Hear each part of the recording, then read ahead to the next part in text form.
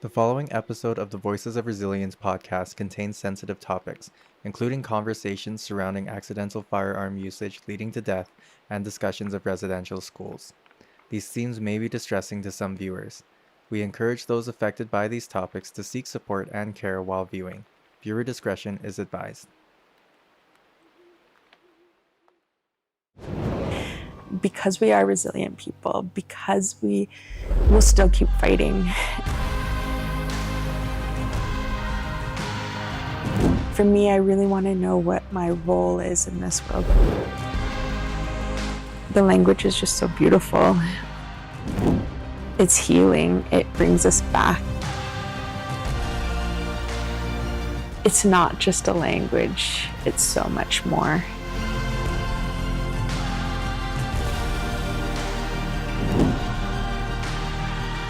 You're worthy enough. You're Cree enough. You're Blackfoot enough.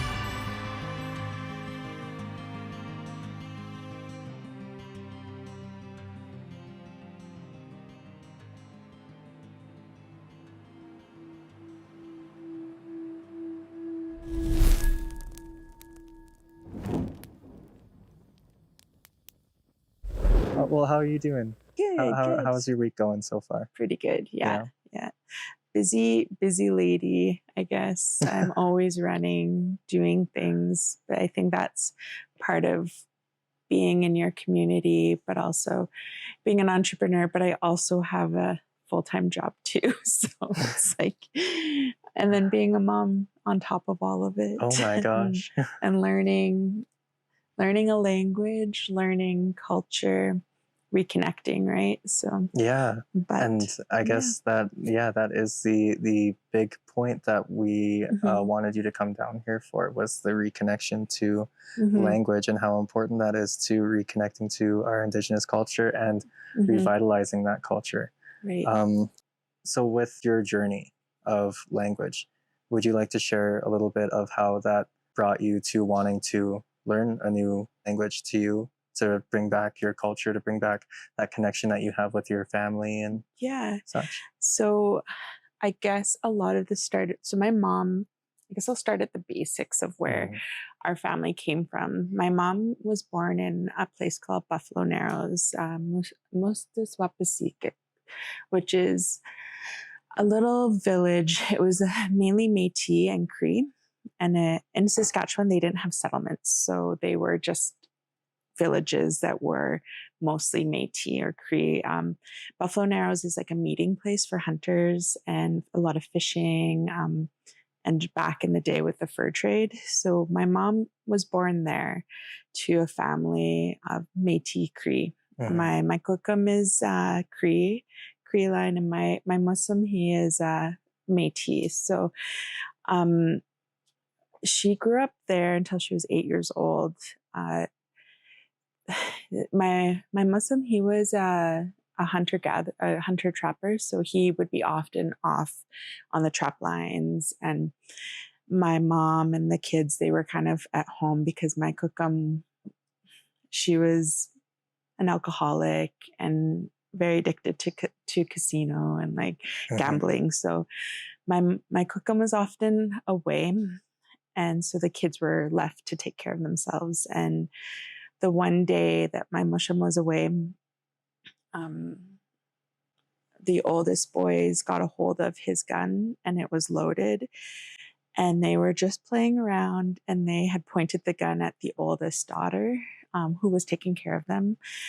And they shot her and she died instantly. So my mom was 8 and witnessed that, but then was taken away at that. Yeah. So that was what caused all of the children being taken away. The disconnection from family, from parents. Yeah. So it's interesting, just like, and I could only see my Muslim, he was a good man, but when he came home and he couldn't do anything because now a child had died. And so the government came in, and it was called the AIM program in Saskatchewan. Yeah.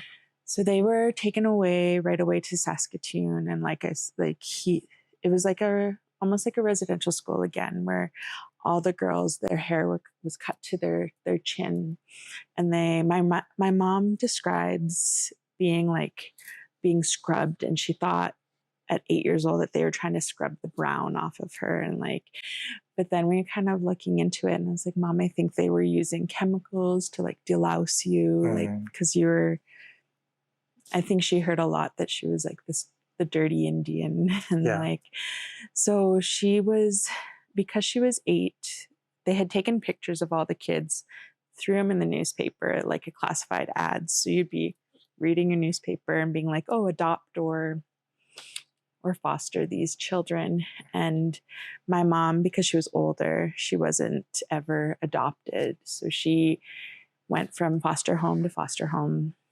She was really lucky because she got to stay with a couple of her siblings. But I think that's when it started to disconnect, where my mom was just really angry at her mom.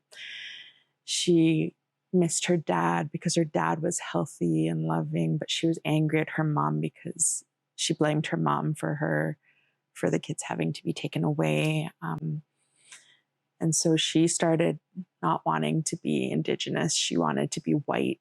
Because she wasn't in those foster care, she wasn't white enough and she wasn't Native enough. So she was always in that line, and which a lot of Métis people kind of fall in that line. Just walking in two worlds, right? Yeah. And it's so hard to constantly I don't know, prove who you are. So that's when her disconnection, and she got more into Christianity and not really wanting to follow those ways. And then she grew up, and it's so funny because she is from Buffalo Narrows, went to Saskatoon, and then her foster care was in Meadow Lake. And she eventually found a really beautiful family. They're a German family, and they took care of her and they loved her a lot. And so I think she just really wanted to be white at that point. You spend so long being told that this or that is wrong with you, right? Things that you have no control over. The color of your skin, how long your hair is, the color of your eyes. I couldn't imagine. And it's funny because I think sometimes now I'm trying to prove who I am because I'm more white facing, where my mom, I was talking to her a while ago, and she was just saying she always wore tons of sunscreen so she wouldn't tan, she wouldn't get any darker. And you're like, wow, I can't believe somebody would have to live their life like that. Just constantly trying to hide that part of yourself. Because you're so scared of what people will think of you or say to you. And she prayed that her kids wouldn't look Native. She really wanted us to have this better life. And we always joke because better life. Exactly. We always joke because I have 4 sisters, and it started off with a blonde hair, blue eyed girl. And then I was born with green eyes. And then we had Chast, she has dark hair with dark eyes. The Native was coming back. We always, and then my youngest, she looks like she's right off the reserve. And then you're just we always joke that the toner just got darker and that my mom just got more comfortable. And so, but it's one of those things where my mom would always be like, Lindsay, why do you want to be so Native? And I'd be like, Mom, I want to know my culture, on both sides. I want to know. And it's not that I want to be because she just really wanted to be white. And so in Cree, we say Monya for Caucasian. So the Monya, but ever since I started going back to ceremony, going back to learning my language, it's opened up so much more. And my mom's just sitting there and just real interested. She's like, what did you learn? And so it's really cool to see my healing journey kind of transcend to her, and that she's so and all my aunties and my uncles, they're all just real proud, and you're just oh, thanks. So in a way, I feel like I'm doing a favor to my aunts and my uncles and myself and my mom. But sometimes it's pretty heavy, but it's so worth it. The day that I started being like, I want to learn Cree, I saw this ad on Facebook. It just like popped up. It's like, you should learn Cree, or do you want to learn Cree? And it's like through Zoom classes, and it was through Calgary and Miskanawa. If I'm not sure if I can talk about our names, like, that's absolutely. So Miskanawa had this ad up, and then I was like, okay, well, I'm gonna send an email. So I sent it Monday morning. Monday afternoon, I got a phone call being like, hey, like, we're going to do your intake. And I was like, sweet. And then it started that Thursday on Zoom. And I was like, oh, wow, this is amazing. So I got in quite quickly. And then I found out that a lot of people have been trying to get into this certain course for years. And I was like, wow. How did I get in so quick? Yeah. I was like, I have no clue. But it's funny because I think Creator always puts these things in front of you because you're meant to follow these paths. So, yeah. And as I don't know, you've probably felt this too, but as soon as you stopped trying to hide that part of yourself and started trying to connect to it, so many different opportunities just started flooding in your way of language, of culture, of being a part of that community again. And it's just, you can almost feel the ancestors that have been waiting just to give you that hug, right? So true. Yeah. The crazy part about my language journey too is, so I showed up on Zoom class, and I was so excited, but we were doing pipe ceremony. So our class is always open in pipe ceremony. And so you go around and you do your sharing and you tell where you're from. And when a Cree person asks you, and any Indigenous person, when they ask you, they don't want to know, oh, I'm from Red Deer. They want to know where you're from. Where's your family from? Where's your soul from? Yeah. So,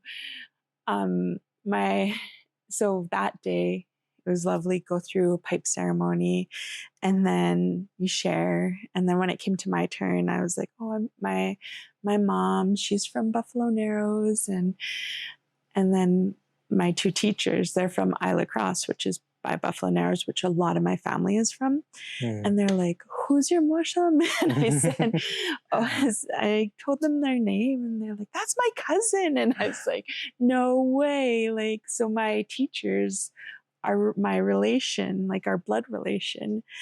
And for some reason I was meant to meet them. And Patrick, he's amazing. He not only teaches us language, but he teaches us culture, and he listens to us. And it's not your normal class where you sit down and we do have textbooks, but you're not like, okay, open a page and this is. But that was never the way of learning when it came to our culture too, right?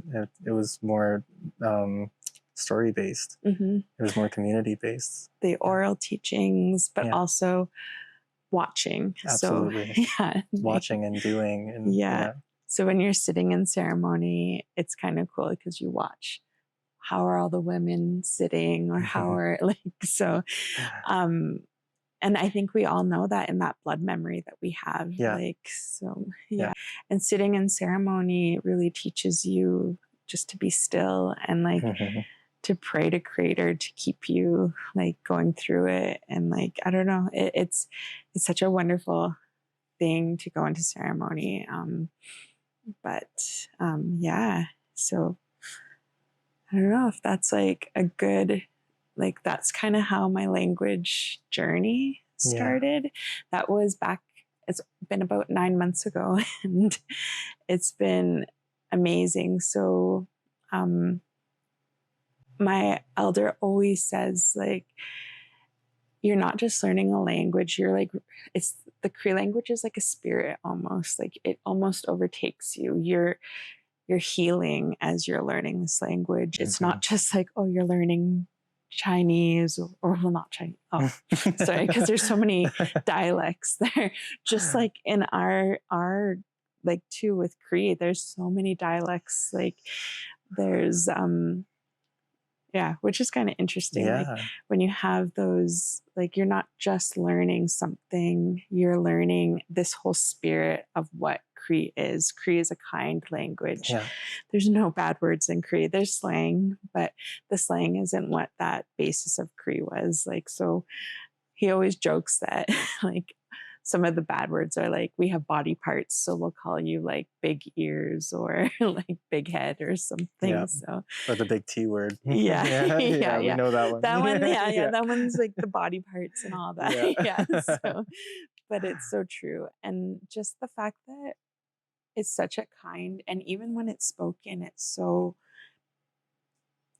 you just feel relaxed when you hear. Yeah, absolutely. And every phrase, every word I've heard in Cree, you almost feel the soul that's behind it, like the spirit that's behind it, that's embodying those words, that's embodying those phrases. And unfortunately, you just don't get that with English. When I started learning Cree, though, I felt like this awakening almost. Like, oh, like I first remember starting in that pipe ceremony and being so like sad, like I had no, like you didn't feel like you belonged there, or like you just disconnected from what was going on. I think so, just not knowing that your language, and like there's a sadness that was in me that was so disconnected with our families being so torn apart. Like, and then I learned, since I've been learning that my Muslim, he was a really good man in his community, and that he spoke fluent Cree, and that he was called, they called him big man in English, but they called him Napio. So on the cemetery, like it says Napio on his headstone, because he was regarded as a high, like an amazing man and a good man. So when you think, like, I don't know, all this started coming in when I started connecting again. And I was going back to ceremony, and I had gone to ceremony a long time ago, but then I disconnected when I was grieving after my dad passed away. And then I was like, okay, well, Lindsay, you know that ceremony is good for you, and it's good for your heart, and it'll help you start learning your language again. So then Patrick was the one that was like, come to the Sweat this week. So I was driving to Calgary and going to Sweat Lodge, and then I just felt things just like almost like an onion peeling. Like you just felt like you're letting go of things, like all this intergenerational trauma that you carried from your great grandmother or washing away into the river. And I was like, whoa, I feel like more confident. He's like, that's what will happen when you learn this language, Lindsay. And I'm like, so, and it's true, because it's happening, and I just see my nervous system honestly is calming down. It's all from learning a language. Like, how crazy is that? Even just reconnecting to that culture. That's you said it perfectly. I've never felt more confident in my own self, and so released of unneeded anxiety than I do right now. I think it's because you feel your ancestors like just hugging you. Like, they just got their hands on my shoulders, on my back, you know? Like, we know what you can do, what you're capable of. And like, because we are resilient people, because we will still keep fighting. And I watch how my mom now is like learning Cree, and I'm like, well, Mom, like, like just saying simple things like, the Cree language is so funny too. Like, I really love it because you have like words like for dog is a tim, and and then a horse is a Mr. Tim, which means big dog. So like when you think of things like so that, like, oh, they're so hilarious, because it's a descriptive land-based language. So even when they had to start figuring out new words for like coffee, like they didn't have coffee back then, so it translates to burnt water.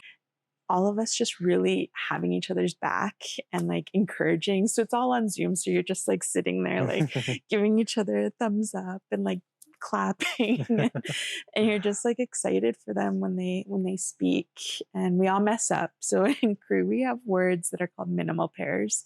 So they look spelt this, they're very similar spelt, but they have a different meaning. So it's how you pronounce. And so I think Patrick, he gets a kick out of it because we'll say something and the tone is off. Yeah. So something completely different than what you're meaning. Yeah. Like so there's like nianan or nianan, and you're just like, one means 5 and one means yours, I think.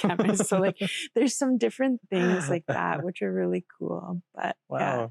And then you've got like, so what he usually gets us to start is like your basics, like counting animals,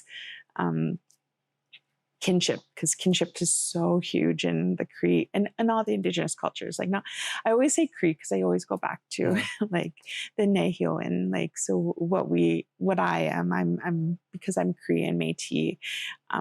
My Kukum is Cree and my Muslim is Métis. So I always like, the Cree. And then the Cree were very nosy people because even when you say tanse, it doesn't mean just hello. It means, how are you? And you're like, tanse. Like, it's not just an open, like, oh, hello. Like, no, straight to conversation. Like we're connecting. Yeah.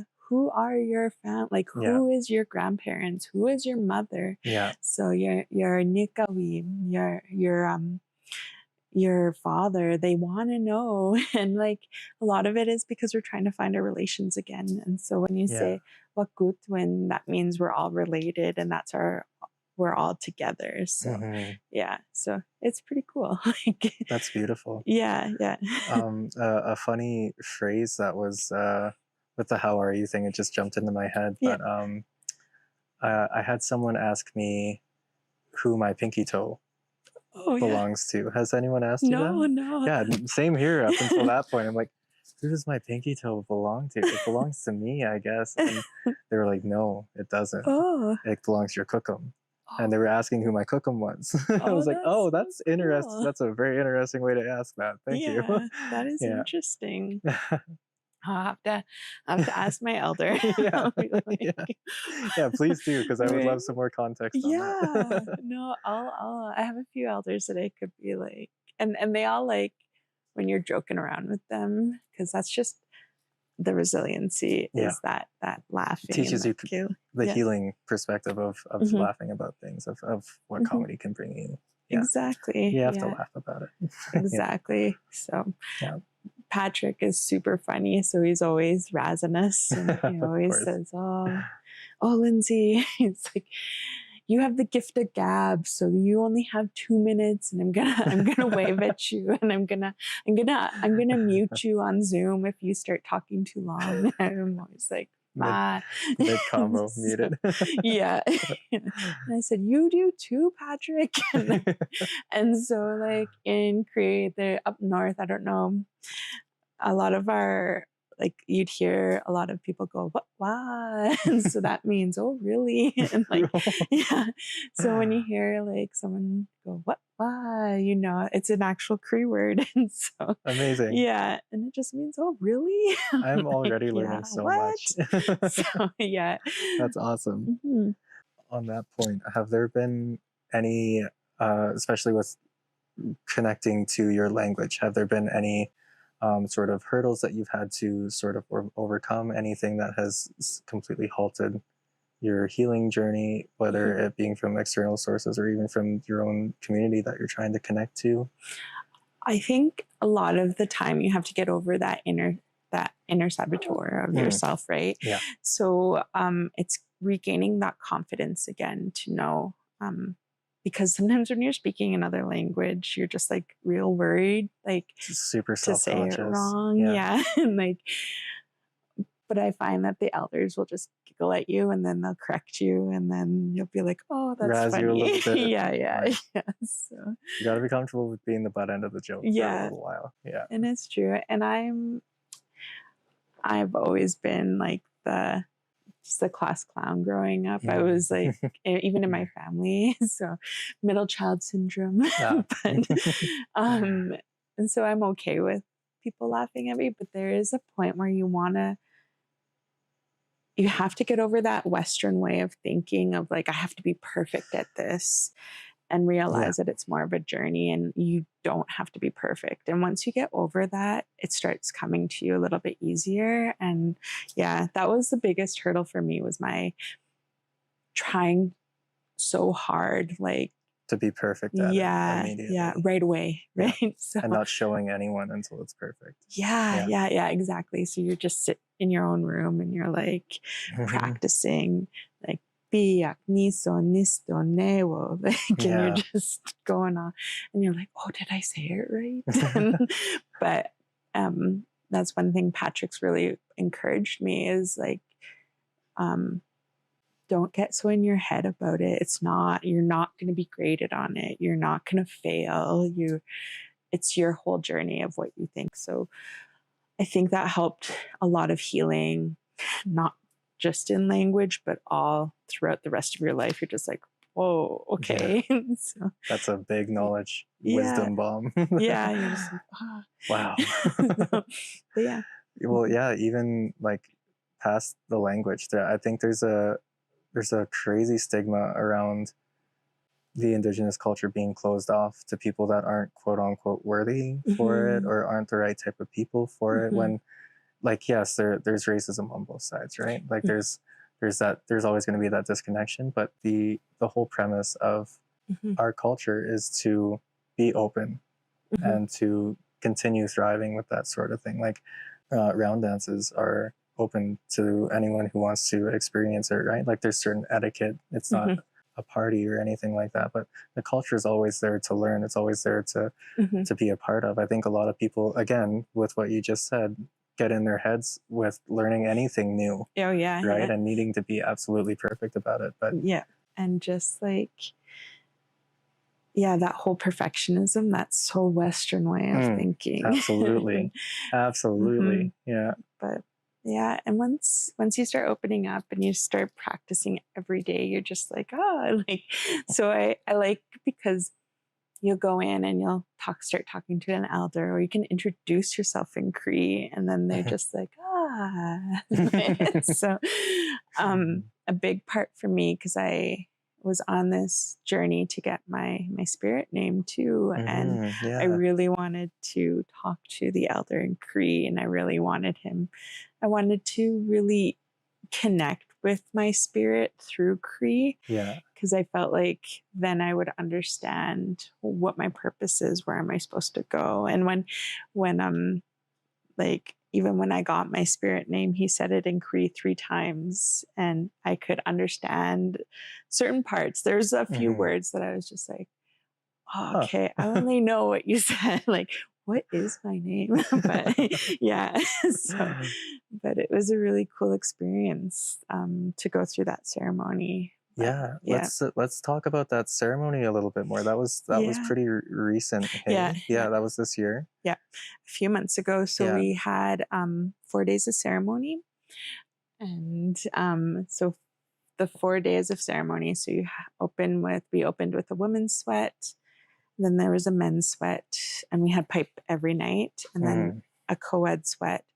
And then the 4th day was the opening of what we call a feast. So we had a feast, and I was also a fire keeper. So I was in charge of I had my shifts of running and making sure that the sacred fire did not ever go out. Yeah. And we always had to male, female, the balance of both.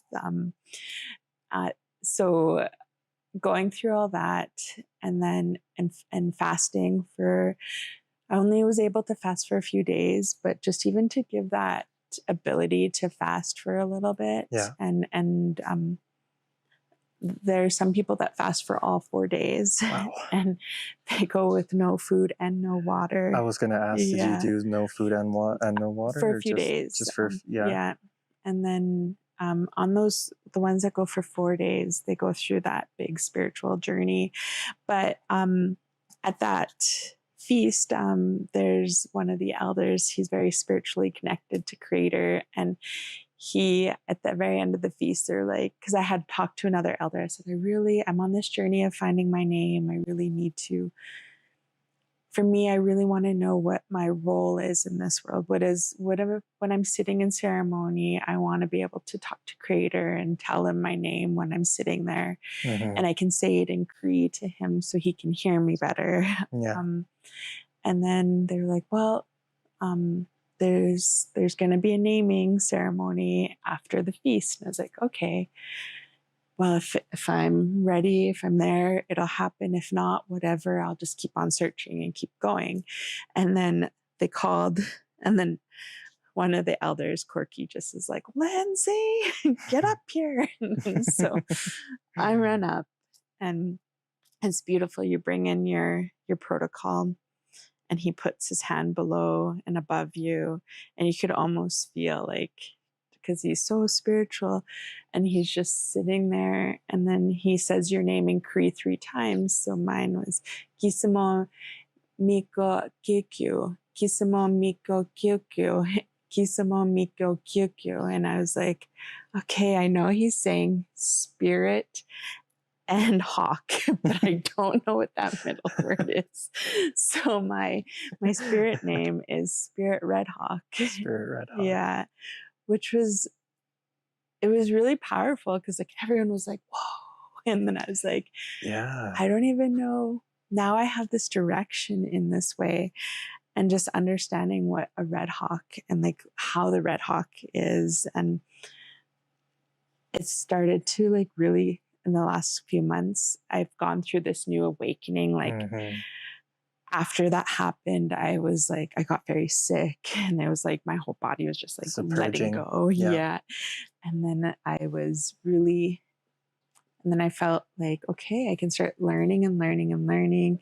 And then like people would tell me things like, oh, your red hawks, they see the full view. Like they're the spiritual connector between the spirit world and this world. And so I'm like really understanding, like in my whole life, I could see the big picture when things are happening. I'd be like, yeah, you have that perspective of being able to walk in between so many different worlds, right? Yeah. So you can see pretty much a bird's eye view of everything that's going on. Yeah, what's happening. And sometimes I used to be like, oh, it's a curse and a blessing. But like sometimes I wish I would not understand what's all going on. But sometimes like I could just be so like naive and just like, but it is a blessing, and I have to understand what that is. And like also just the protectors of being that, the red hawk.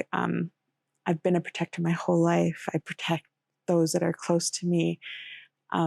Me being a protector of having my first son when I was 21 years old, and it was just me and him. And I think if I went into that protective mode, it really carried me to be who I am now. And so it's really interesting, just like being like, holy, Creator really knows what your name's supposed to be. And like, but yeah. So that's beautiful. Yeah, thanks. Yeah. So I'm still learning. And like the red hawk, every red hawk, their tail feathers like are all different. So they're all unique, which is really cool. Wow. And they grow in as they become more mature and like ready, like the red starts to come in. Yeah. And you're like, okay. So but they're all different. They're all unique to their own. Yeah. So it's like, I'm pretty unique, girl. I was the weird kid growing up. Yeah. And like, I remember first meeting you at one of our friends' get-togethers, and it just, eyes locked. I knew that there was something to you immediately. There's an energy that you walk in when you walk into a room. You make yourself known whether you want to or not. Right? Again, blessing and a curse. Blessing if you hold on to it and you hold it as as you would with a jacket. A curse if you don't want that jacket. Right. So, that's true. Yeah. And I think a lot of it is like I've never had an ego, so I've always just been a very humble person too. But I like walk in the room and I'm all scared, but I'm like real scared, but I'm like, oh, I just like love everyone here, and I want everyone to know I love them all. And I see the good in people. I see people's spirits. I can tell if someone has that good spirit. I can also tell if somebody has a bad spirit in them or no spirit. Sometimes you can feel like, not that they have no spirit, but their spirit is dark and you're just like blocked. Yeah. And I feel for them, but that sometimes I have to, like, I think being that big picture person, I protect myself from some of that time, which is good.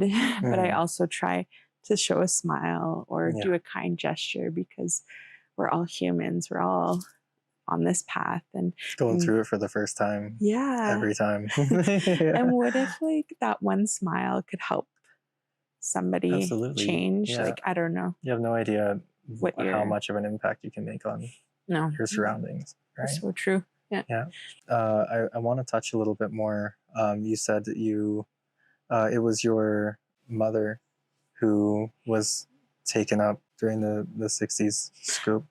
Would you like to shine a little more light on really what happened during all of that? Do you know of any other generational sort of blocks that has pushed that culture away from your family? So with her kind of growing up that way, my mom also, like, it wasn't until recently that she was like, oh, I guess I was part of the 60s scoop. She would always be like, no, it's because my mom was a bad mom. Like, indoctrination. And so I'm really blessed to come from my mother. My mother's a strong, strong woman. So she has, I think there's about 12 to 13 siblings. And I could be misquoting that, because my cookum had more children and continuing to have children, but they were taken away right from hospital from her. So she had no chance to ever keep any more children. So she just, as she was having them, they were taken away and adopted out. So we keep finding these new siblings, like my new aunties, my new uncles. But my mom was very strong to, like, I think because she was so, like, I want to be white. I don't want to be native. She didn't want to drink. She was so scared to drink. She was scared to smoke. She didn't do anything. Like, she lived a very straight lifestyle.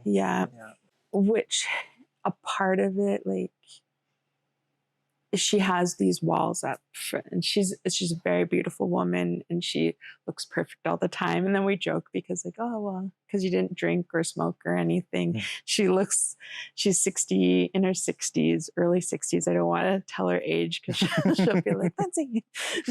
But she looks like she's in her 40s because she's just that, you got that bloodline. But then, like, she took care of herself.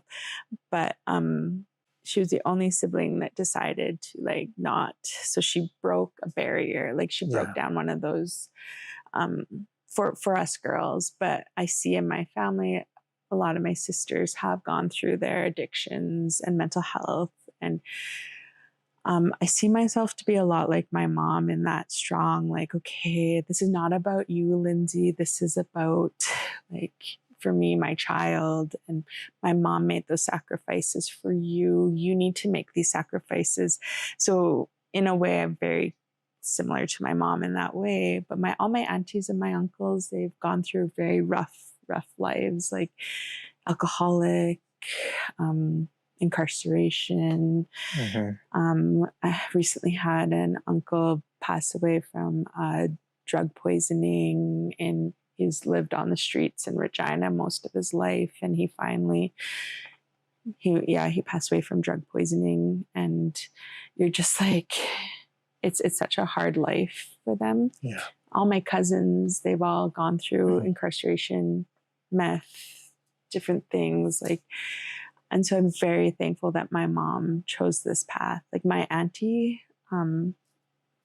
she, like, turned yellow and was, like, her liver was literally failing. And then she decided, I'm not going to drink anymore. And she's been, I think she just celebrated 20 years sobriety, which is a huge feat. Like, because she almost died. And like, man, like, you could, like, And those are things that I know we're strong enough to get over all this. But yeah, those are things that really took us away from our culture. Alcohol. Yeah. That was a huge thing for Indigenous people in general, was the introduction of alcohol. Well, and then you look at ceremony, you can't go to ceremony if you've been drinking, you can't go if you're, so then you're disconnecting them from their ceremony that holds them and keeps them whole, right? Further tearing you away. Yeah.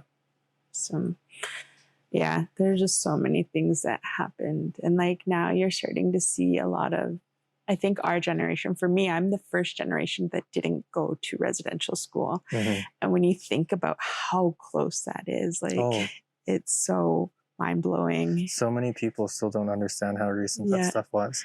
Like the last one was shut down in what, the 90s? In BC, Was it the late 90s, I believe? Yeah.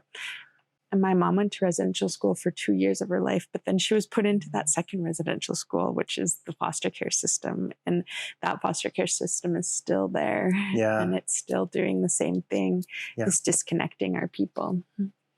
With your journey, have you experienced anything, any sort of resources that has helped almost fast track or greatly increase your chances of continuing your connection with culture?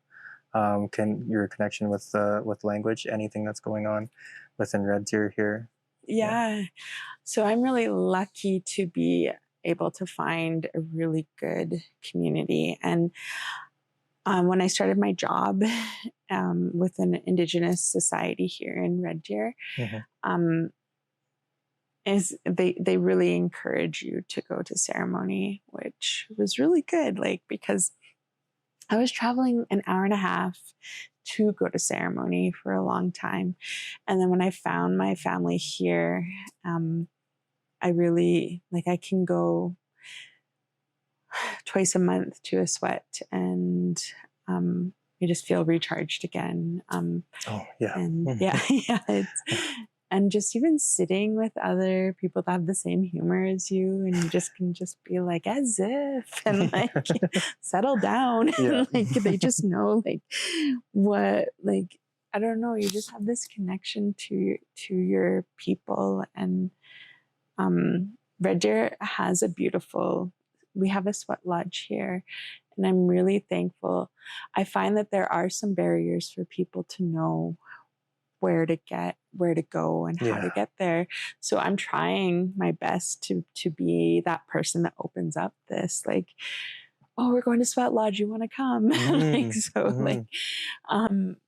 But it's also so hard because, like, can you put that on social media? So we're like trying to figure out walking in those two worlds, right? It's hard, right? Like holding that respect for culture and the traditions while still trying to revitalize it and modernize it for today's age, right? Like it's trying to find that healthy balance of covering this through media or covering this through social media is going to be a huge tool in whether or not this culture can continue moving forward. Right. So. And also having those barriers that the sweat lodge that I go to, they're very open to anyone. Like you don't have to just be Cree and like I've heard people say Métis don't do ceremony, and I was like, what? There's a lot of there's still people that are pushing back, and those the biggest message is trying to make people or not make, but like show people what our actual traditions are and what are post-colonized altered versions of what those traditions are, right? Like pushing Métis people away from sweats, away from tradition, that was never a thing. And like I look in my history, and we have pipe carriers in our family, and it was because it was outlawed. Ceremony was outlawed back in the 50s and 60s. And like, and that was part of it, to assimilate. And then you have these new people that are like, we don't do that. We don't smudge. It's like, but what does your spirit want? What is between you and Creator? What do you need? Like, and it's okay. It's just like going to church, but every morning you wake up, you smudge, you think Creator is very loving. It's not fear-based. Mm-hmm. It's loving-based. And just the fact that our language is kind and loving. I don't know, but for me, I'm very connected to that, but that could be my DNA or my blood memory. So yeah. And ever since I started, I feel like a new woman, like I'm a better person, like I'm a good person. And so I wish everyone could feel that way. But we have to get past that, what's limiting us from thinking who's that we're allowed worthy. to experience this. Yeah. Everyone is allowed to experience it if they're wanting to learn. Yeah. Right. Yeah. We're all worthy. And that I've been there too. I was like, am I even worthy to be here? Do I sit? This is healing. Like, why aren't you worthy to heal yourself? Why aren't you worthy to have that extra connection to Creator? Like, everyone is. We were given that right. Absolutely. So, And coming from a Métis perspective too, like the biggest thought in my head that has been plaguing me from going through with certain opportunities to connect to my culture is, am I Native enough? Do I have enough of that in my blood? Right? Like blood quantum. Exactly. Like that's such a ridiculous thought to go through when it comes to experiencing a culture, experiencing a tradition. Like that's the hardest part. And I find nothing at Red Deer, but Central Alberta, I've found it because I grew up north. So up north, you say to introduce yourself, say, I'm Métis. Everyone's just like, oh, that's sweet. We might be cousins. Exactly. And then when I came down here, it felt like I was battling constantly to be like, oh, this is my blood quantum level. Like I could be treaty. Like my Quickum's treaty. We lost our treaty rights through the bill C-53, I think it was. And my mom, all my aunties and my uncles have their treaty card. Like I can have my treaty card. And I felt this weird thing where I'm like trying to prove, where up north never had to prove it, and I don't know why I have to prove it so much down here. It's crazy. There's still such a huge divide on each side of the fake fence, you know. But when I go down to Calgary, they accepted me. Like I don't know, I'm not saying, but I think it's something that we really have to work on here to be like, you're worthy enough, you're Cree enough, you're Blackfoot enough, you're like whatever. So but like you're enough if you are curious and you're wanting to experience it. There's so many Monyao that come into Sweat Lodge, and because they've given that total respect to it and they want to know, and Creator, our medicine wheel is based off of all colors, the white, the yellow, the red, and the black. Though in Cree, our medicine wheel goes to the blue. Like we never use black, but like same thing, the same idea. But if Creator isn't that way, why are we being that way? And again, it comes to post-colonization. That is something that was brought over here. We have this memory in us to know that this the language is just so beautiful. It's healing. It brings us back. It's brought me back to ceremony. It's brought my family back together because they started asking questions, and like aunties that I'd never talked to before are all like, "Hey, Lindsay!" Like it's not just a language. It's so much more. It's and the more that the rest of us know, the more generations that know, I find the healing will come even faster. Like my healing journey, my grief of losing my dad, once I started speaking the language and like learning it, I became that person that I used to be, where I was in a healthy state before my dad passed away. I almost became even better in a way, like more confident, more loving, more understanding. Like, because when you speak Cree, the Creator can hear you a lot easier. I'm sure he can still hear you when you're speaking English, but you just have this different sense of like, okay, when I say it in Cree, my prayers are going straight up to him, so, or her, what creator, the creator, like Ogami Maski, which is Mother Earth, who is also something that, like, I don't know, when you can say it in Cree, it just feels better too. But the reconnection, it's there. And I honestly encourage everyone to learn it. Learn Blackfoot too. Blackfoot's very similar. Because I learned it from an elder too. A lot of our tribes, we each learned each other's language back in the day, so we could have these peace agreements. And so, like, when you think of the word for bee in Cree, it's amos, and it just sounds like a bee, like amos. And so in Blackfoot, I think it's amo. And so, like, it's very similar in how we have some words that kind of go over, and then you have the Ojibwe that very similar to Cree. They say we say Mohegan for wolf, and I think it's like something very similar to Mohegan, but so we all can kind of similar understand each other, and know what we're talking about. Yeah, and it's not a scary thing. No, it's not intimidating. It's not closed off.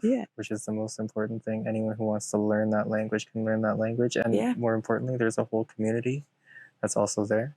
That is all on that journey with you as well, that are supporting each other through the whole journey. Right? So, and then you learn from listening from other people when they speak. You're just like, oh, that's how you say it. Like, and then you start picking up on things, and it starts to just become a way of living. So, even just like, so in Korea, I watched this video and you sing. It's helping you to get your Cree voice, is what the instructor said. And you just go through how we say, like, so you'll see K-A, and that's ka. And then K-E is gi. So sometimes the K sounds like a G. And so we only have 8 consonants and I think 4 vowels. So we don't have 26 letters. And like, but they all have, like, I don't know, it's sometimes I'll sing this song and it's just going through, like, I know in French you'd be like a e u a, like, and in Cree you go sa si su sa, and you go, and sometimes I'll just sing it. I'll either calm my nervous system with that, or I'll put a baby to sleep, because I sometimes watch some of the kids in our community and you'll sing that, and honestly the child just, like, you can feel their nervous system like just calming down, and it's just you practicing your Cree voice and something. But beautiful. So, well, awesome. I think that's a good place to leave off on. Thank you everyone for joining in on this journey, and if you've learned anything from this, or if there's anything to take away from this, please leave it in the comments. Let us know. If you'd like to follow Lindsay on her journeys, we'll have all of her socials in the description as well. So yeah, give her a shout out. Let her know all of the beautiful things that you've taken away from her journey and what she was willing to share with us on this episode. And I hope to have you guys back for the next one. All right. Let's say exe. Exe. Yeah. Exe.